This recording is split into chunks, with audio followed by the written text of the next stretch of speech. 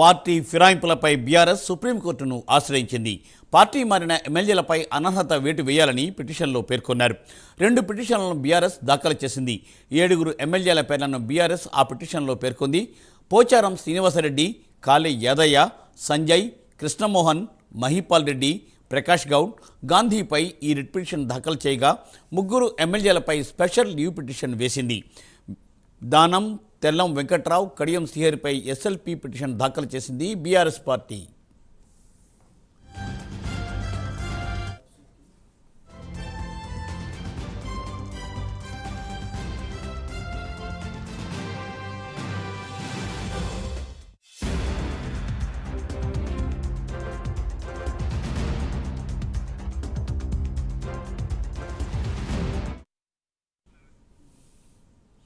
Party ఫిరాయింపులపై BRS సుప్రీంకోర్టును ఆశ్రయించింది.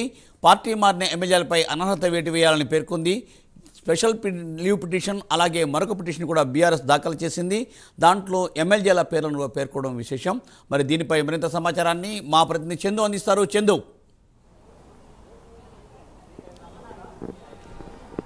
మూర్తి, రాష్ట్రంలో కాంగ్రెస్ ప్రభుత్వం అధికారంలోకి వచ్చాక బీఆర్ఎస్ పార్టీకి సంబంధించినటువంటి 10 మంది ఎమ్మెల్యేలు పార్టీ మారారు, కాంగ్రెస్లో చేరారు.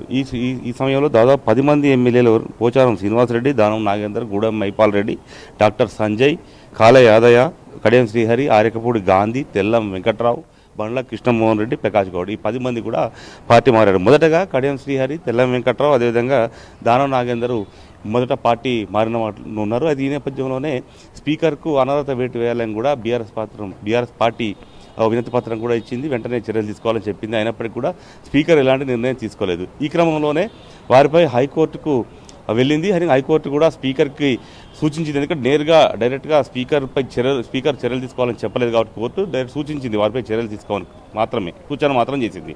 కానీ ఆ తర్వాత ఈరోజు ఆ చర్యలు ఏవి తీసుకోకపోవడంతో దాదాపు 9 నెలలు అవుతున్నప్పుడు కూడా స్పీకర్ ఎలాంటి నిర్ణయం తీసుకోకపోవడంతో సుప్రీంకోర్టు తలుపు తట్టింది. ఈరోజు సుప్రీంకోర్టులో పిటిషన్ కూడా దాఖలు చేసింది. ముఖ్యంగా కడియం శ్రీహరి, తెల్లం వెంకట్రావు, దానం నాగేంద్రలకు వ్యతిరేకంగా స్పెషల్ లీవ్ పిటిషన్ కూడా సుప్రీంకోర్టులో బీఆర్ఎస్ ఫైల్ చేసింది. ముఖ్యంగా మిగిలిన 7 ఎమ్మెల్యేలు ఎవరుతుంటారో వాళ్ళ వ్యతిరేకంగా రిట్ పిటిషన్ కూడా దాఖలు చేసింది. మొత్తంగా చూసినట్టయితే రాష్ట్ర హైకోర్టు ఇచ్చినటువంటి తీర్పు 6 నెలలు పూర్తయినా కూడా ఇప్పటికీ స్పీకర్ ఎలాంటి నిర్ణయం కానీ చర్యలు కానీ తీసుకోలేదు, కనీసం నోటీస్ కూడా ఇవ్వలేదు. కాబట్టే సుప్రీంకోర్టును ఆశ్రయించినట్టు కూడా బీఆర్ఎస్ నేతలు చెప్తా ఉన్నారు. మరోవైపు గతంలో కేశం మెగాచంద్ర కేసులో సుప్రీంకోర్టు ఇచ్చినటువంటి తీర్పును అమలు చేయాలని కూడా బీఆర్ఎస్ ఆ పిటిషన్లో పేర్కొంది. అదేవిధంగా ఎమ్మెల్యేలపై ఆయా పార్టీలు ఇచ్చే ఫిర్యాదులపై స్పీకరు 3 నెలలలోపు నిర్ణయం ప్రకటించాలని కూడా కేశవ చంద్ర కేసులో సుప్రీంకోర్టు తీర్పిచ్చింది. కాబట్టి ఆ తీర్పుకు అనుగుణంగానే స్పీకర్ నిర్ణయం తీసుకోవాలని చెప్తుంది. 4 వారాల్లో స్పీకర్ నిర్ణయం తీసుకునేలా కూడా ఆదేశాలు ఇవ్వాలని కూడా ఈరోజు సుప్రీంకోర్టు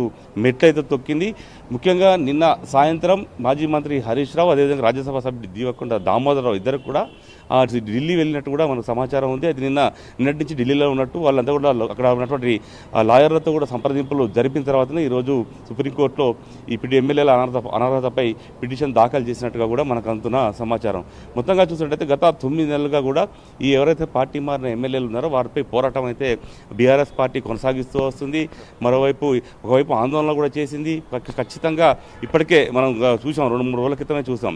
కరీంనగర్, ఉమ్మడి కరీంనగర్ జిల్లా సమీక్షా సమావేశంలో కూడా పార్టీ మారినటువంటి ఎమ్మెల్యే ఎవరైతే ఉన్నారో సంజయ్ మాట్లాడుతుంటే కౌశిక్ రెడ్డి కూడా అడ్డుకునే ప్రయత్నం చేశారు. మీరు ఏ పార్టీలో ఉన్నారో చెప్పండి, మరి ఏ పార్టీ నుంచి మాట్లాడుతున్నారో చెప్పండి అంటూ కూడా వాళ్ళు గట్టిగా నిలదీసిన పరిస్థితి కనిపించింది. ఈ క్రమంలోనే వాగ్వాదం చోటు చేసుకుంది.